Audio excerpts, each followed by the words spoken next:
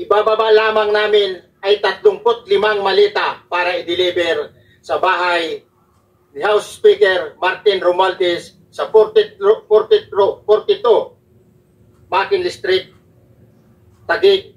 Mukhang magkatotoo yung hula natin kahapon tungkol sa dalawa na si Martin Romualdez at saka si Saldico. Mukhang magkakatotoo po yung nabasa po natin sa tarot card kahapon sa dalawa. Dahil kanina po sa hearing, lumabas po yung clue na kasama silang dalawa. Kaya nakikita natin sa hula kahapon,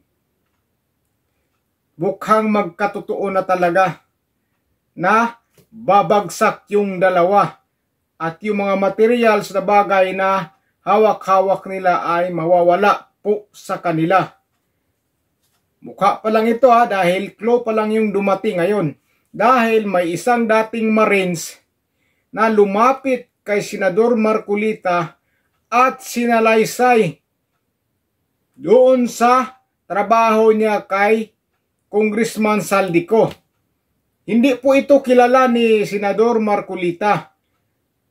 May tumawag lang sa kanya na si Dipensor. Mike Dipensor ba yun? Nakalimutan ko paano basta si Dipensor. Na may gustong mag-witness at may alam talaga. Hindi alam po ito sa Blue Ribbon Committee kundi si Senador Rodante Marcolita. Dating sundalo, dating Marines. Ngayon, pakinggan po natin ang kanyang salaysay kung paano niya hinahatid ang mga pira doon kay Martin Romualdez. Kung paano rin nakarating doon sa kay Saldico. Grabing pira po ito. Sobrang laki po. Hindi lang po isang bisis, 2 bisis isang linggo, 3 bisis isang linggo. Ayon sa kanyang sinalaysay sa Senado. Para marinig nyo po yung mga sinasabi niya, pakinggan po natin yung kanyang salaysay at pagbulgar na di umanong mga malita na hinahatid niya doon kay Martin Romualdez na ang laman ay pira. Pakinggan po natin mga idol. Ako po si Orly Gutisa, may asawa, nasa tamang edad, Pilipino. Makatapos makapanumpa na ngayon sa umiiral na batas ay nagsasaad at naglalahad ng gaya ng mga sumusunod. Ako po ay lumabas upang magsalita sa isyu na ito. Bilang isang dating sundalo, inaalay ko ang aking buhay para sa ating bansa. Sa pagkakataong ito, nagdesisyon akong magsalita at maglabas dahil ayokong maging masama ang kinabukasan ng aking mga anak, apo ko sa darating na panahon. Ayoko pong naririnig ko at napapanood ko sa pagdinig ng Blue Ribbon Committee. At ngayon ko po napagdugtong-dugtong yung naging partisipasyon ko po sa anomalya at korupsyon na ginawa at lumalabas sa hearing na ito. Yung palang pera na binubuhat namin at dinideliver mula sa masamang gawain na nagdulot ng baha na ikinamatay ng tao at imbis na gamitin ang pera sa edukasyon, medikal at programa na mapunta lamang pala sa bulsa ng mga politiko. Mabigat po sa akin magsalita dahil may pamilya ko. 4 ang anak ko, nag-aaral pa.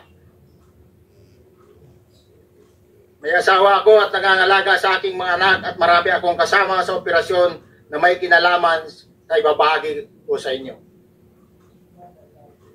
Nagtatrabaho lang po kami ng mga kasama kong sundalo sa Philippine Marines.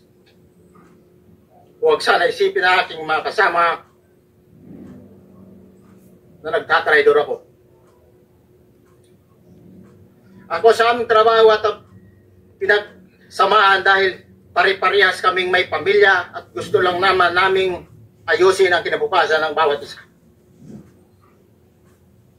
Wala akong iniisip na kapahamakan para sa kanila pagkos ang gusto ko lang maayos ang kinabukasan ng bayan at lahat kami.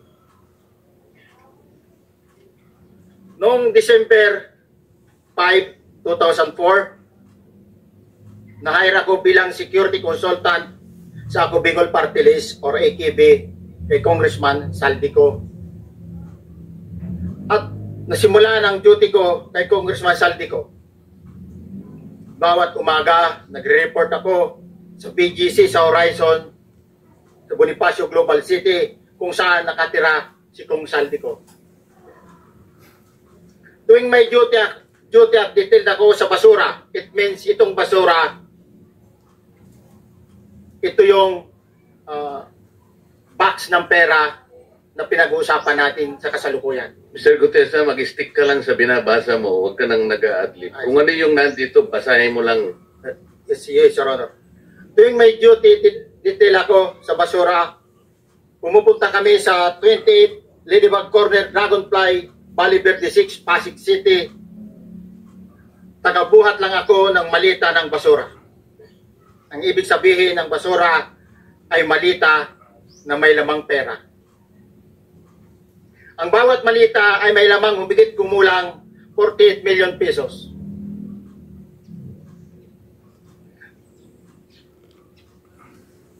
Ang bawat malita ay may push-it na nakadikit na nakasaad kung magkano ang laman ng bawat malita.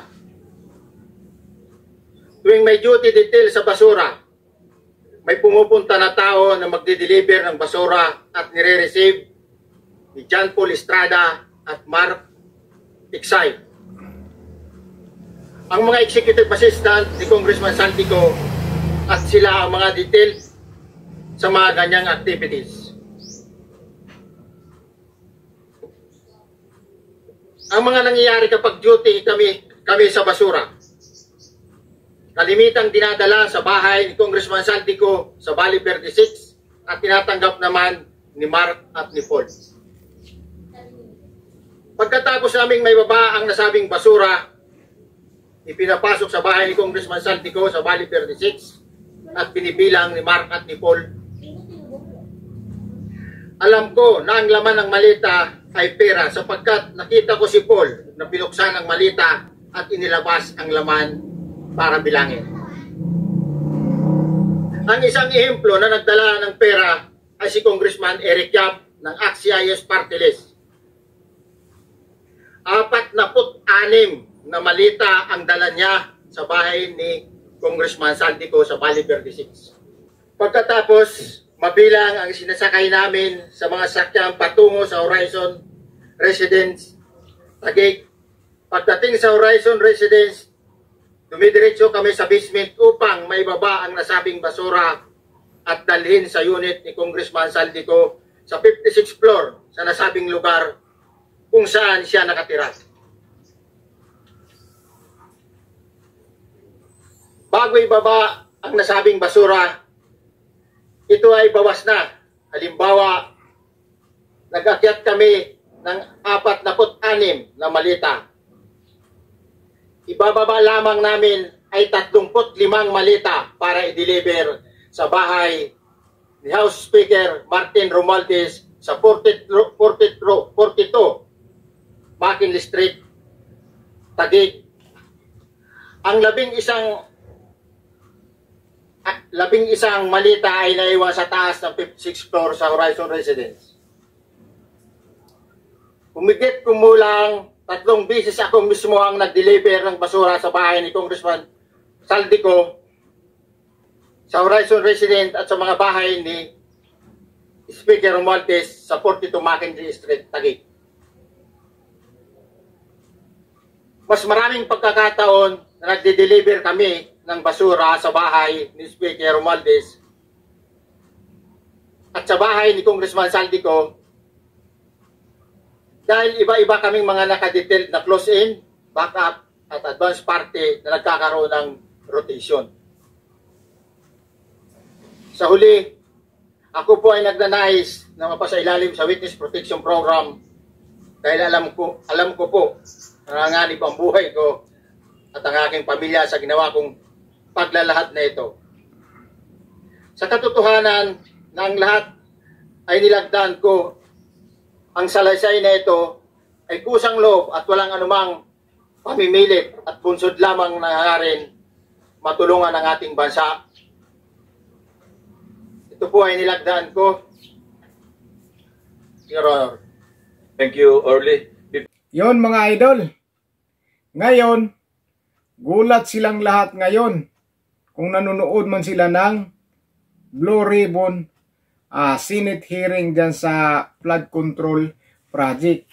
Yung hula nga natin kahapon, mukhang dito na mag-umpisa na magkatotoo yung hula sa dalawa. Biglang pumunta sa Senado kanina at nanumpa dahil pinapunta pala talaga ni Senador Marcolita dahil gusto rin niya na doon talaga mismo magsalita. Ngayon, di ba, nagsalita na.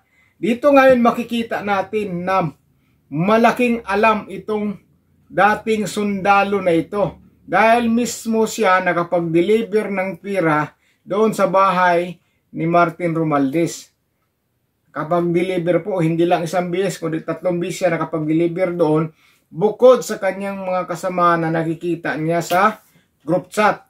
Namumonitor po niya yung delivery, kung ilang beses magde-deliver kay Martin doon sa Forbes ng 3 beses sa isang linggo mula nung 2024 December hanggang sa kasulukuyang bago siya mag-resign. O di ba?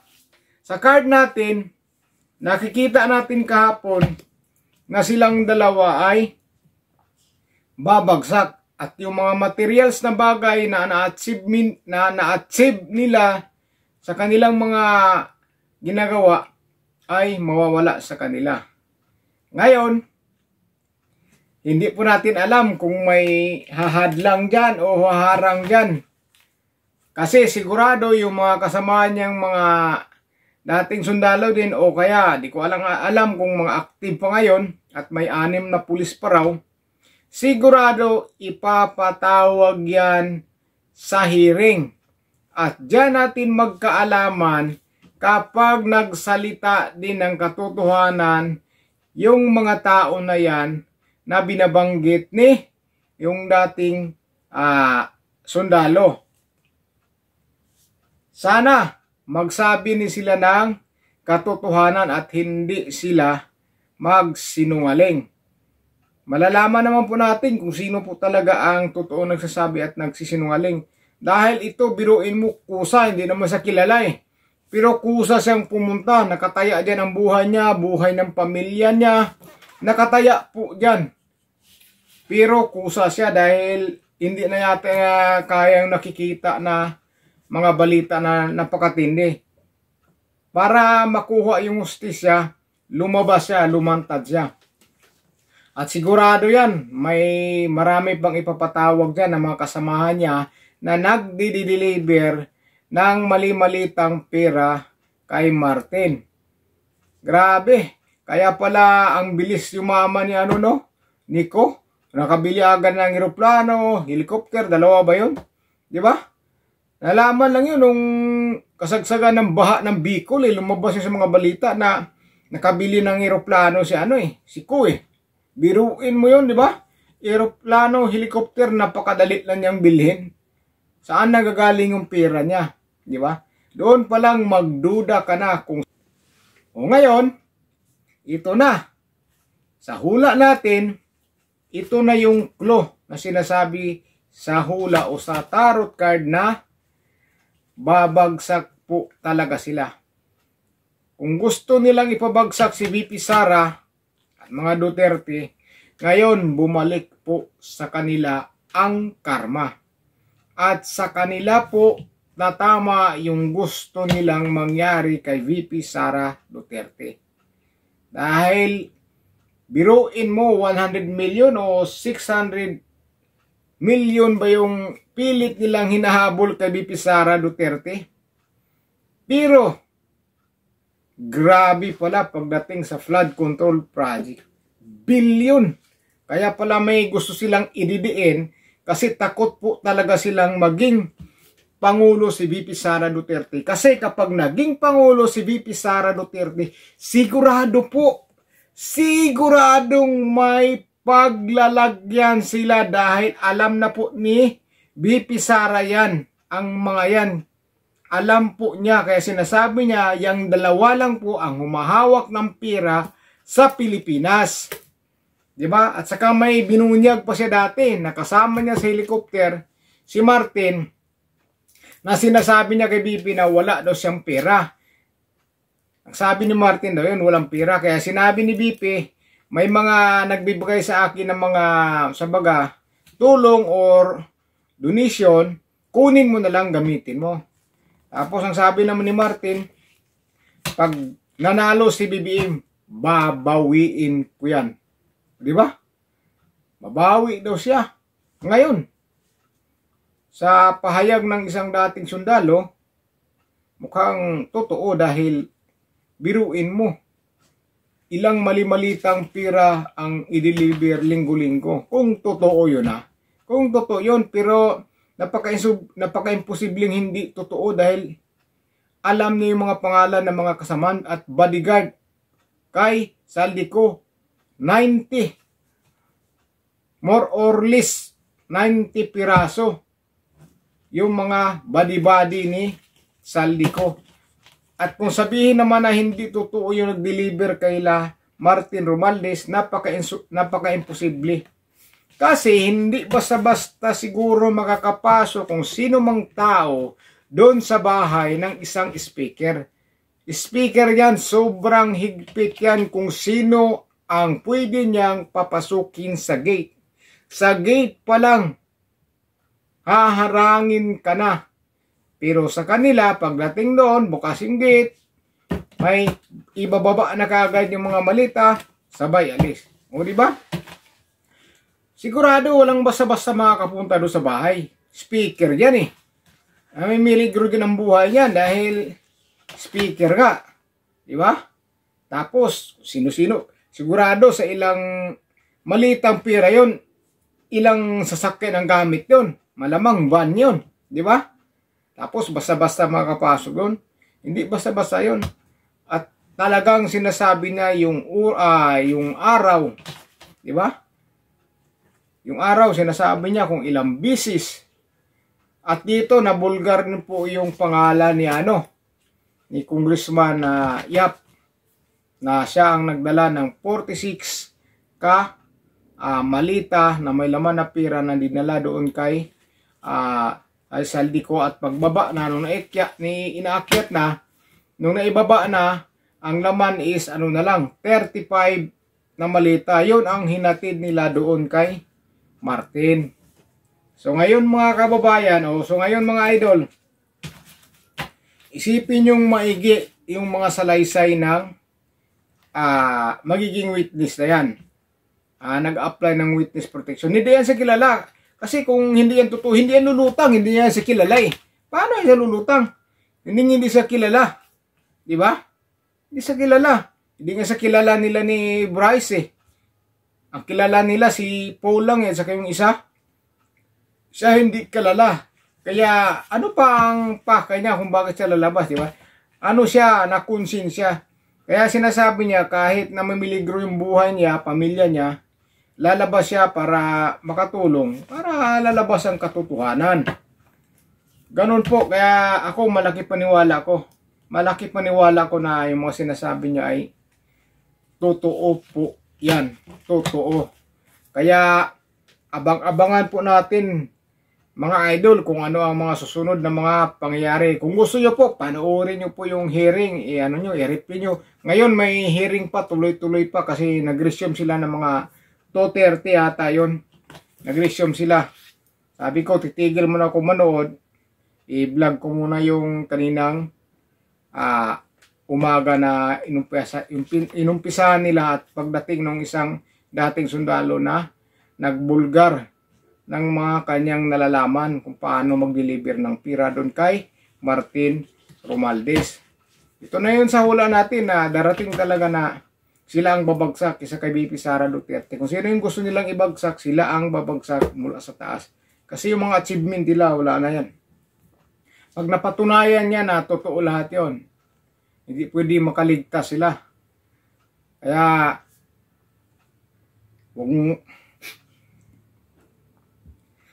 i-analyze nyo po mga kabayan. Kung gusto nyo, panuorin yung mismong hearing ngayong araw na to. Para makita nyo talaga ang kumplito, kabuuhan mula umaga hanggang ngayon. Tuloy-tuloy pa, tumigil lang sila ng mga alas 12 yata, bumalik alas 2. Mga ganun, mga 2:30 sila nag-resume ngayon, tuloy-tuloy pa yung hearing. Kaya kung nagustuhan nyo itong topic natin ngayon mga kabayan, nakadugtong kahapon, huwag sana kalimutan mag-like at pag-subscribe na lang po kung hindi pa po kayo nakapag-subscribe sa channel ko, para na rin sa tulong po dito sa channel kong si Idners Vlog. Maraming salamat po sa inyo at ingat po kayo. At sana po may managot po talaga dito sa mga pangyayari ito sa paglustay o pag-ubos ng pira ng kaban ng bayan, pag talagang pangbubulsa. Ilan po mga kabayan, at ingat po kayo.